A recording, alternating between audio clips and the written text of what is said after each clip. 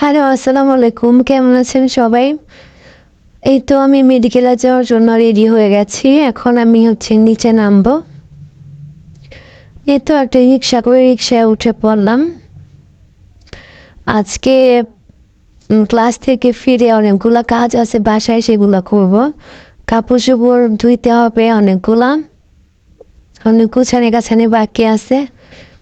তো আজকে একটু রেস্টুরেন্টে গিয়েছিলাম আমার ফ্রেন্ডের সাথে খাওয়া-দাওয়া করার জন্য। তো একটা নাচোস নিয়েছিলাম। তো অনেকদিন পরে আসলে নাচোস খাইলাম, বেশ ভালোই লাগলো। তো আজকে মাশাআল্লাহ রোদ উঠছে, দিনটা ভালোই, কারণ রোদ ছাড়া আমি কাপড়-চোপড় শুকাবোই বা কেমনে।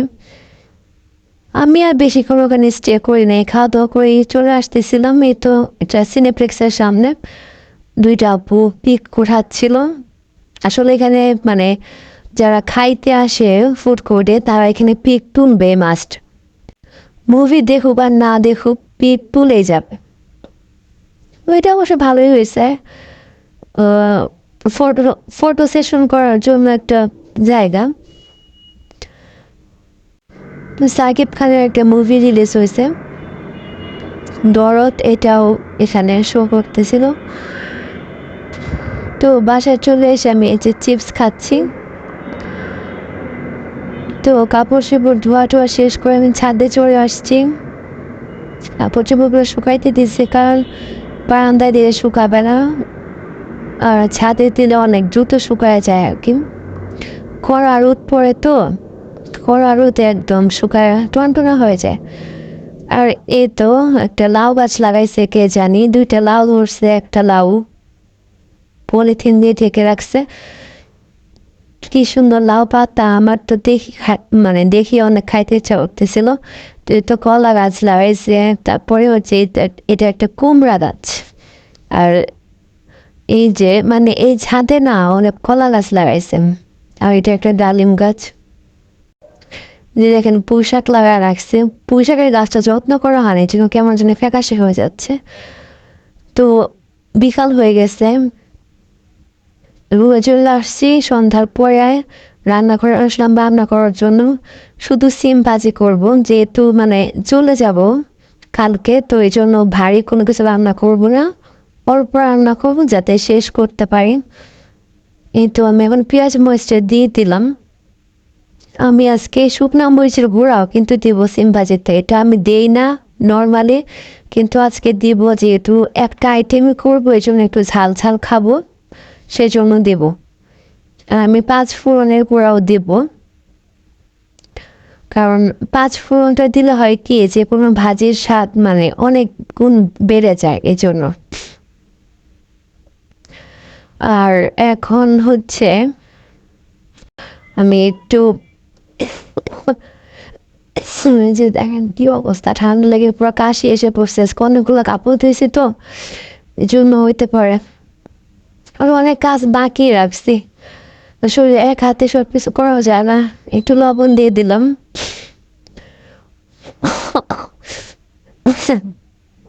ওষুধ খাওয়া লাগবে, এখন পুরো কাশি তো সমস্যা, কালকে আবার জার্নি করে যাব।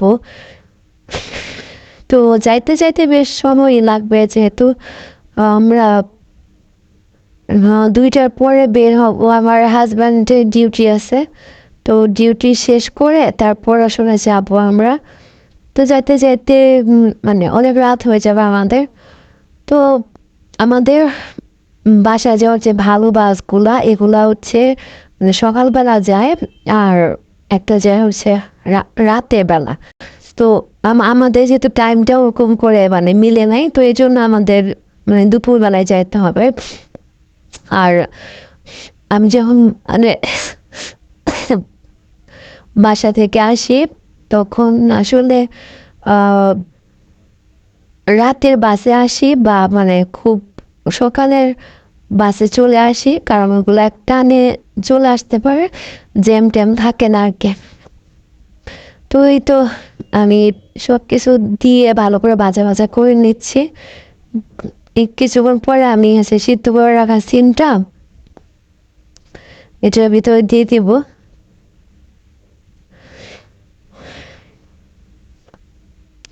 ঢাকার বাইরে শীতটা কেমন গেলে বুঝতে পারবো।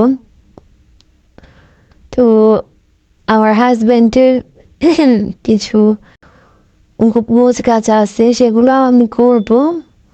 আমার নিচের জামা কাপড় এগুলো প্যাকিং করা লাগবে আজকে, মানে ব্যস্তই বলা যায়। তারপর ব্লগটা আপলোড দিলাম, কারণ অনেক দিন ধরেই মানে ব্লগ একটু গ্যাপ গ্যাপ দিয়ে আপলোড দেওয়া হয়। আসলে ভিউ কম হচ্ছে, এই জন্য আমার আসলে ইন্সপিরেশনটা কমে যাচ্ছে। তো আপনারা যারা যারা ব্লগটা দেখতেছেন একটু লাইক করে দিবেন, কারণ আপনাদের একটা লাইক আমার জন্য অনেক গুরুত্বপূর্ণ।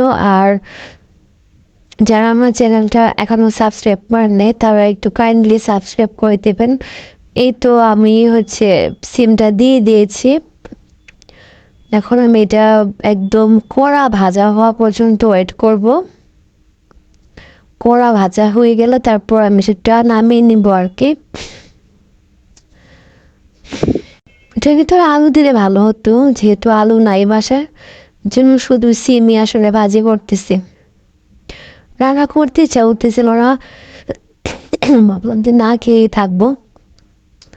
ভাবলাম যে না খেয়ে, শীতের রাত অনেক লম্বা রাত, তো না খেয়ে থাকা যাবে না। আর আমি আরেক চুলায় ভাত বসাই দিছি, ভাতটা হওয়া পর্যন্ত একটু ওয়েট করবো।